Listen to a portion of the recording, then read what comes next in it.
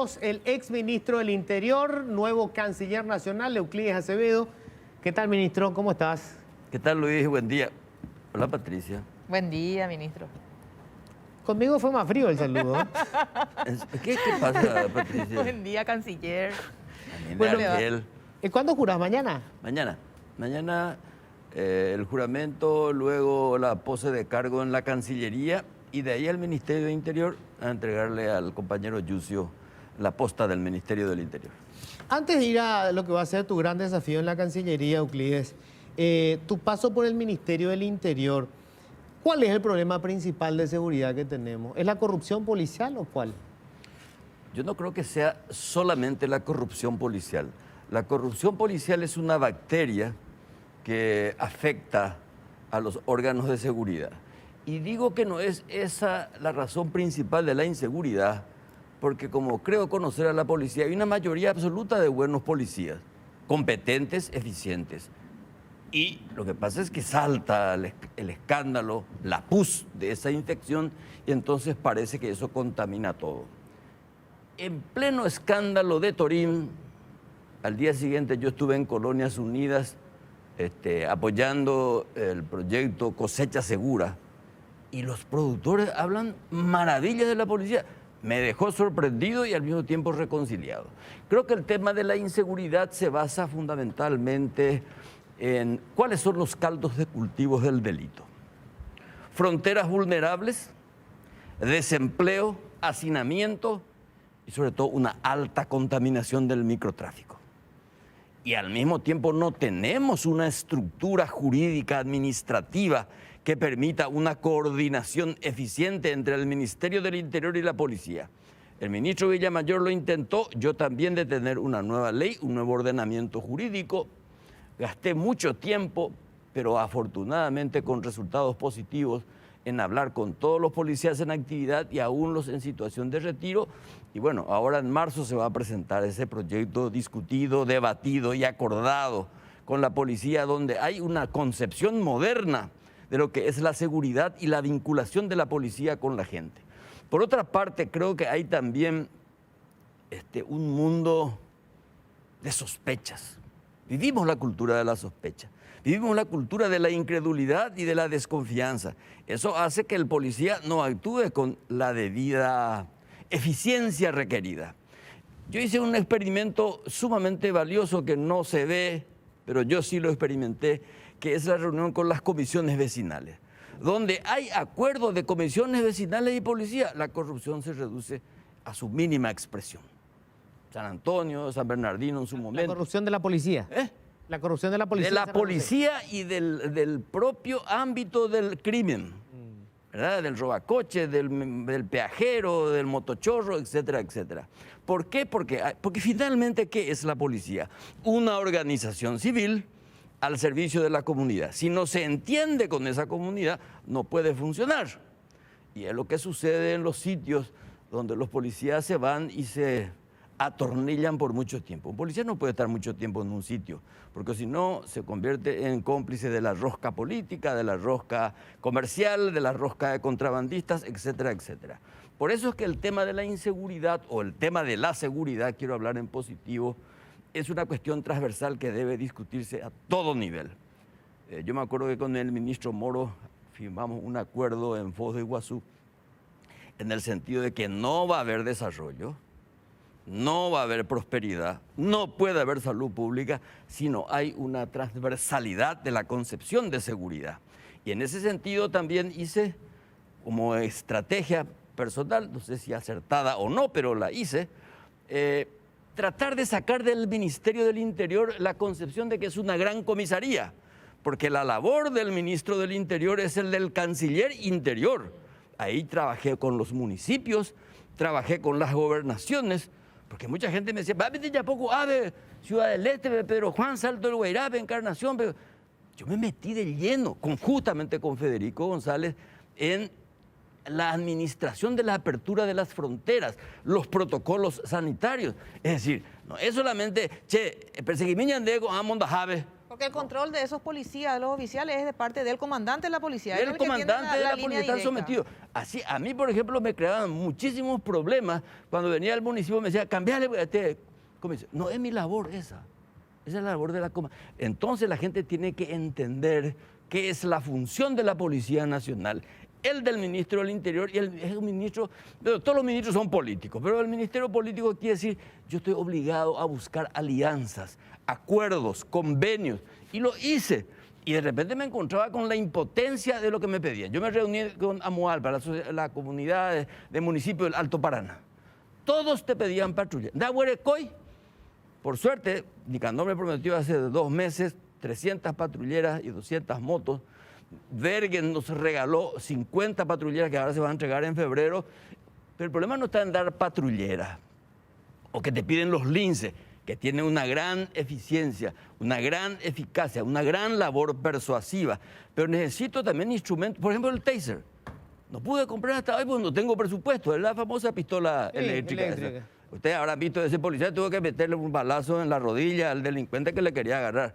Es decir, hay muchas frustraciones e impotencias, pero tengo la satisfacción de que hay gente altamente competente en materia informática, en materia de telecomunicaciones, de dactiloscopía, de relaciones internacionales. Y la formación del policía, Euclides, porque yo te digo, dentro de la propia policía uno nota unas islas que son absolutamente distintas del resto. Vos citaste ahora algunos, ¿verdad? Delitos informáticos, el comisario, creo que es antisecuestro. Cardoso.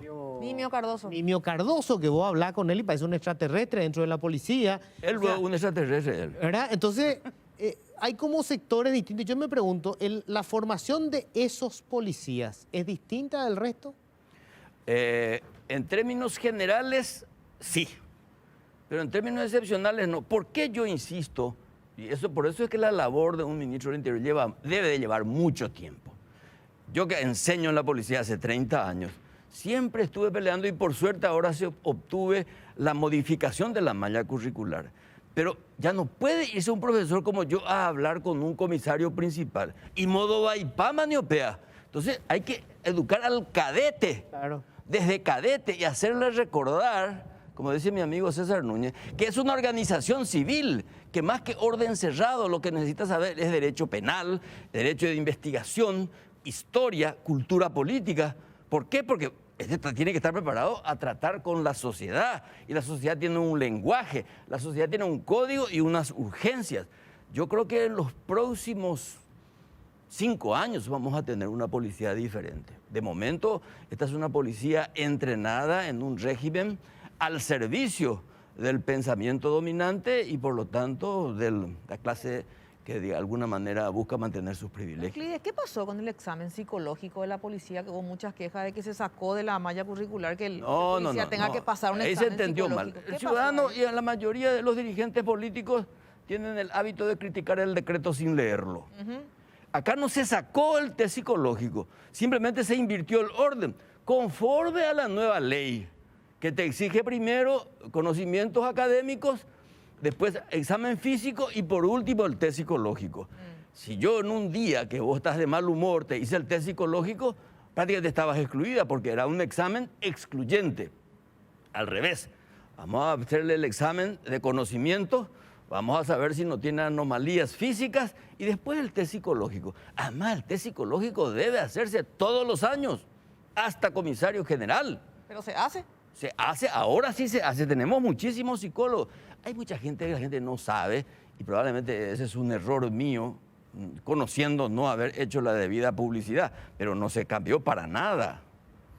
¿Cuál es la delincuencia que más afecta? ¿Esa delincuencia bagatelaria vinculada con el microtráfico que vos decías? ¿O la delincuencia organizada que supone vinculación con la clase política, con sectores económicos, con el financiamiento de las campañas? ¿Cuál es la que jode más? Lo segundo, lo primero se publicita más. Fíjate, vos te fijas en las estadísticas, robo, hurto agravado, y ves que las estadísticas varían, y vos ves avigeo, altísimo. El avigeo, no hay baile sin permiso, Luis. Si vos robás la vaca, o el toro, o la lechera ya en los últimos tiempos, es porque hay una complicidad con la matadería municipal. Y la matadería municipal tiene una protección. Encima eso está vinculado al crimen organizado. Por eso es que la cultura de la sospecha, el de la persecución, el de la cuestión inquisitorial, termina beneficiando a estos poderes fácticos, que por supuesto se entretienen los ciudadanos con su impotencia, el motochorro. Además se publica el asalto, pero no se publica demasiado la detención del asaltante. Entonces se crea todo un... Ahora, eso no quiere decir que el microtráfico no afecte. 22.000 adictos tenemos en Asunción y 80.000 en el Central. Esos son ciudadanos semimuertos, porque le agarramos al microtraficante, le detenemos al que está consumiendo. Y las clínicas de rehabilitación, cero. Ahí Mina tiene razón cuando dice, ¿por qué pico vamos a perseguir el microtráfico si es que no tenemos las clínicas de rehabilitación? Porque finalmente, ¿cuál es la labor del Estado y del sistema penitenciario? La reinserción social. ¿Cómo yo le voy a reinsertar en la sociedad al señor Luis Vareiro, que tiene quemado el cerebro por el crack, por la marihuana o por la cocaína, si no tengo una clínica de rehabilitación y un sistema penitenciario donde se organizan los crímenes todos los días? O sea, el PCC le encanta estar preso, si ese es su templo, ese es su laboratorio. O sea, microtráfico, motochorro, avijeo, todo hace en términos generales. Y eso tiene que haber un convenio, porque finalmente el crimen organizado no tiene nacionalidad. Ahora, ¿y el otro? El organizado, el que está vinculado con la clase política, con los grupos de poder económico. ¿Cómo combatimos eso? Y bueno, la única manera es la publicidad y a través de un buen sistema de inteligencia y hacerle la persecución y buscar la evidencia, porque no me basta a mí tener la legitimada sospecha de que fulano de tal, diputado de tal zona, está mezclado con el narcotráfico.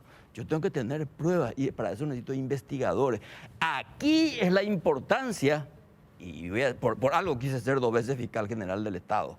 Aquí es muy importante la combinación del ejercicio policial con el Ministerio Público. Y ambos al Poder Judicial, porque a mí no me sirve para nada capturar, el fiscal investiga, saca conclusiones ciertas y el juez lo libera.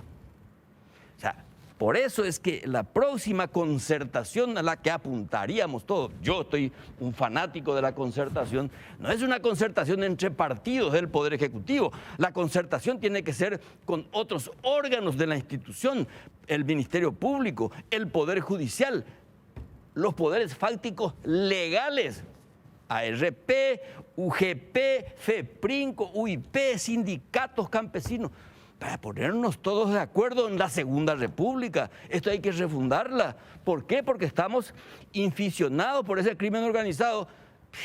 El Brasil, que tiene una logística gigantesca, no puede contra el PCC. Pongámonos de acuerdo entre todos, primero los paraguayos y después el Mercosur.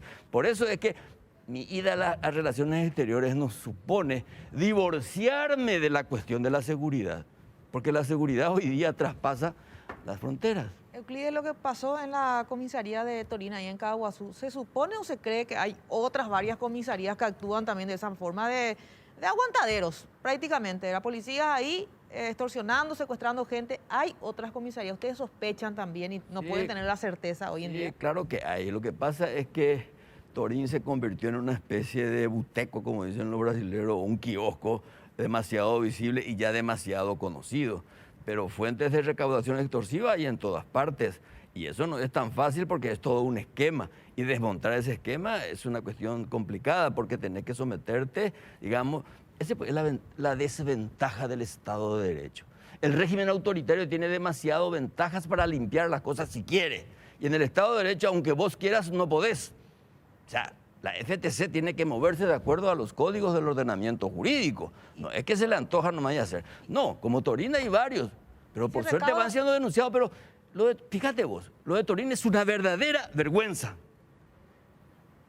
Pero es aquí que también fueron castigados, procesados, apresados. O sea, veamos también la parte positiva de la denuncia. Y yo creo que estabas mostrando hoy por la televisión ese que denuncia, que se hagan las denuncias, pero las denuncias, nombre y apellido, o si no, se queda todo al aire Y lo que pasa es que hay una contraparte, la gente tiene miedo de ir a denunciar a la policía por lo que le puedan hacer. Imagínate que le denuncias a algún policía y a los un mes te agarras en la calle. ¿Quién te salva, verdad? Eso también tiene que ver mucho con la inseguridad que tiene la ciudadanía en cuanto a la policía. También necesita un ordenamiento jurídico donde tiene que haber protección a testigos y denunciantes. ¿Por qué te vas a la Cancillería y por qué el canciller se va a Itaipú? ¿A qué responde la jugada? Mucha gente dice que a Euclides lo quemó Torín.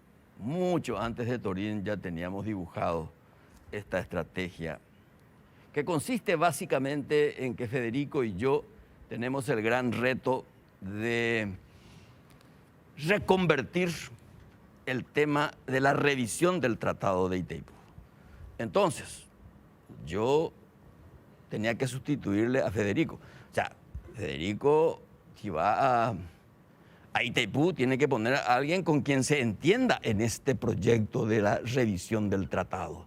Que creo que el presidente Abdo tiene muy claro 3 aspectos claves en su gobierno. Primero, salud.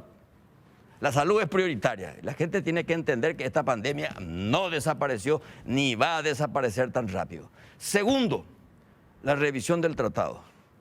Tercero, la reactivación económica. Porque esto hace a la existencia del Estado y de la República. Y en ese sentido, hay un acuerdo del presidente de la República para que Federico y yo trabajemos juntos de cara a la ciudadanía, porque esa es la instrucción, la cuestión de la revisión del tratado. Por eso es que me parece inmisericordia este ataque a Federico, que es un militante de las relaciones internacionales hace mucho tiempo. Le conozco desde que era cadete de las relaciones internacionales. Yo era embajador en España hace casi 28 años, cuando él aparece y es un funcionario de carrera, estuvo como embajador en la ONU, estuvo como embajador en Corea, era el favorito de Hugo Chávez cuando fue embajador en Caracas. ¿Por qué? Porque Hugo Chávez y Federico ambos eran paracaidistas, porque Federico es un oficial de aviación paracaidista.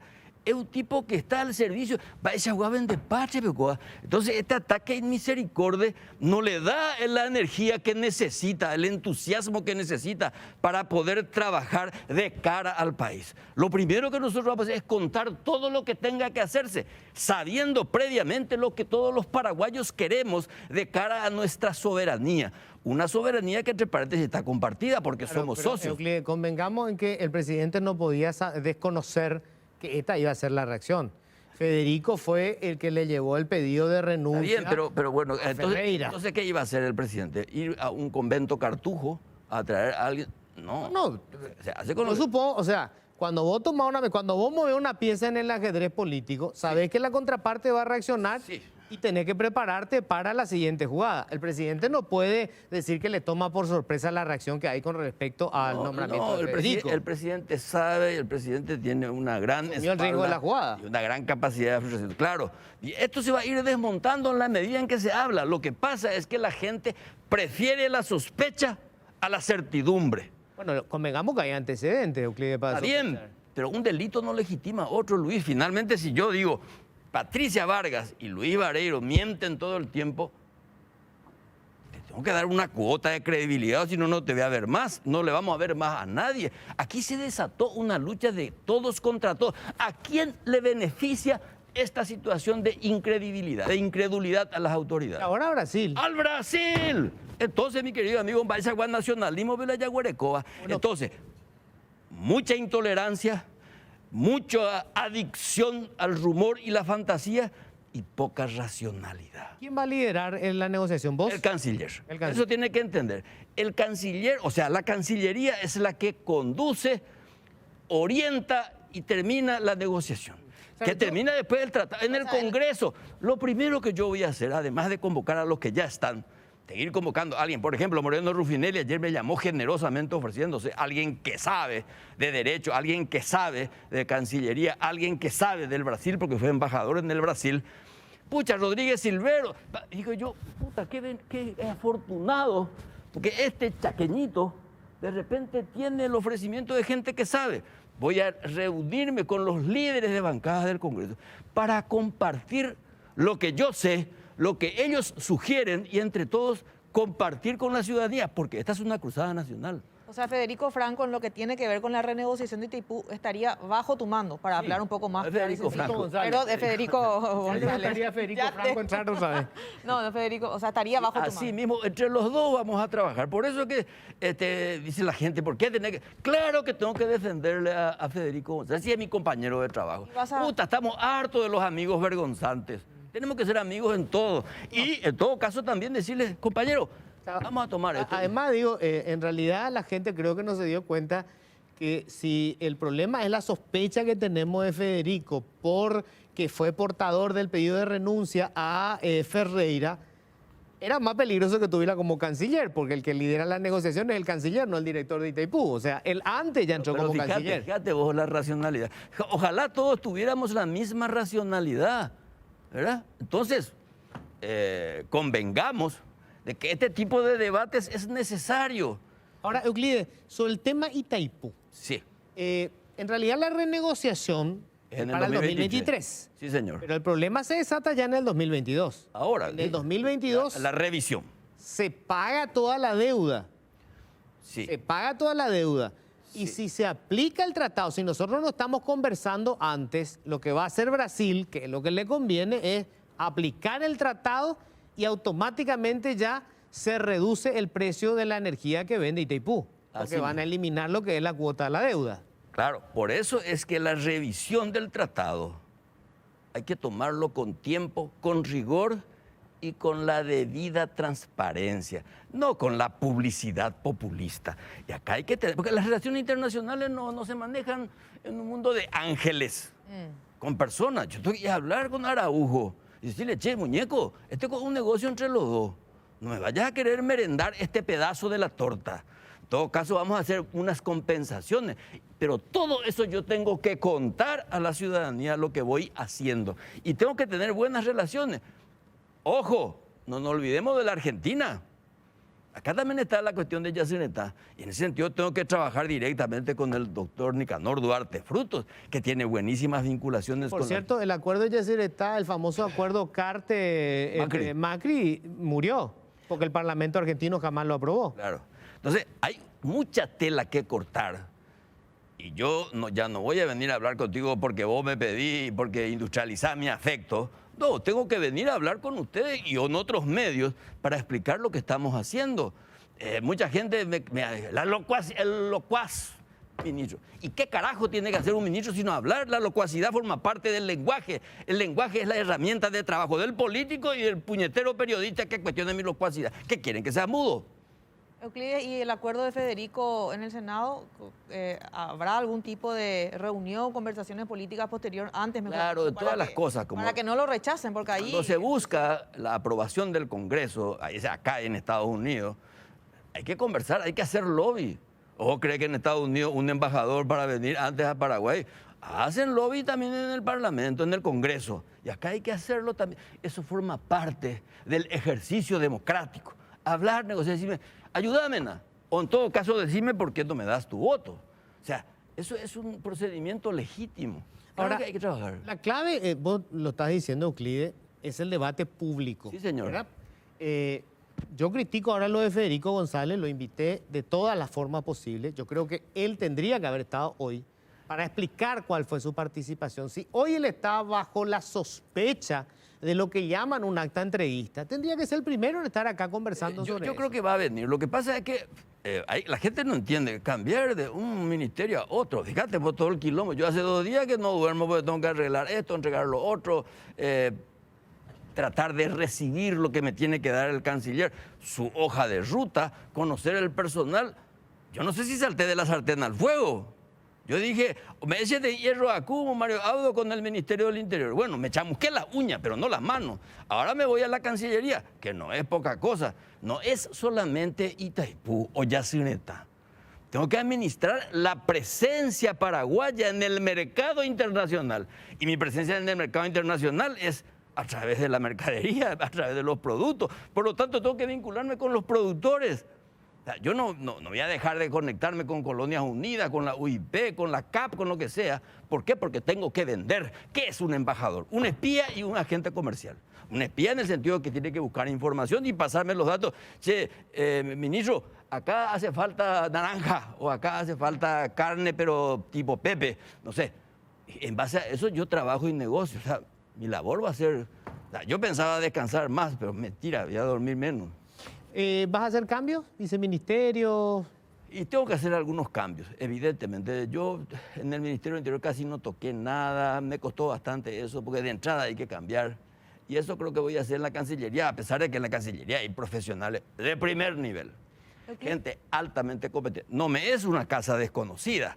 Yo fui proyectista de la ley que crea la escalafón diplomático y consular. Fui embajador, fui presidente de la Comisión del Mercosur cuando era congresista. Tengo muy buenas relaciones con los embajadores, aún en el Ministerio del Interior, que yo decía, Manapio, Hugo, embajador, a ver si yo estoy en la materia de seguridad. No, hoy día hay una concepción mucho más integral de lo que es la relación. Voy a hacer cambios, claro. Euclides, esto se da inicialmente como un efecto dominó, el tema de la apuesta tuya en la Cancillería, pero vos acabas de decir también que ya venían hablando inclusive, pero se inicia con la salida de Bergen. Sí, bueno, y vienen ahí eligiendo para los restos de los cargos. ¿Qué sabrías de la salida de Bergen? ¿Por qué se va? Él es un hombre que inclusive tiene muy buena aprobación de la ciudadanía, honestidad de por medio, hace poco donó todo el salario. Entonces, es como que asusta un poco nomás que él haya renunciado, ¿verdad? Lo que pasa, yo no creo que asuste, ¿verdad? En política las renuncias no tienen que aceptar y las dimisiones o las destituciones no te tienen por qué frustrar. Para nada. Creo que la renuncia de Bergen es por motivos estrictamente personales. Hizo una gran labor, es un gran señor, es un gran administrador. Lo que pasa es que en el fondo, como en todas las cosas, Itaipú también es un coto político, no nos vamos a engañar. Y eso requiere cierto conocimiento y cierta... Cintura, ya supe, ¿verdad? ¿Se cansó? Creo que Bergen... ¿Se cansó de los pechazos? No sé si se cansó, no sé, de los pechazos. Yo me pasé comprando salicilato de metilo para el pecho. Yo estaba podrido de los pechazos que había también. Pero bueno, la política es así. Como decía el doctor Francia, después de mí el que pueda. Refiriéndose a que la administración del Estado no es cosa fácil. Hoy ya no podemos decir que venga después de mí el mejor. Y espero en ese sentido que Yussi, estoy seguro que va a ser mejor que yo. Y me encanta que lo haga mejor que yo. Euclides, muchísimas gracias. Y vamos a estar en conversación permanente, obviamente, porque yo creo que este año tiene que definirse ya lo de Itaipú. Tiene que definirse por lo menos la ruta, los objetivos y los recursos humanos con quien se tenga que contar. Y les voy a decir lo que le dije siempre a mis amigos Óscar Acosta y Menchi cuando estaba con ellos. Que mis amigos sigan siendo mis amigos, mis aliados, no mis cómplices. Y... ¿no extrañas la radio, Euclides? ¿Cómo? ¿No extrañas la radio? Muchísimo, muchísimo, porque primero te permitía, digamos, mayor libertad de la comunicación y del lenguaje. Ser ministro tenía que coserte la boca también como mi amigo, ¿verdad? Y yo ahora voy a tener que cambiar de nota y de decibeles, pero no de estilo. El canciller no puede ser un tipo acartonado. Yo no soy acartonado ni lo voy a hacer. Ahora, el que ande de ya no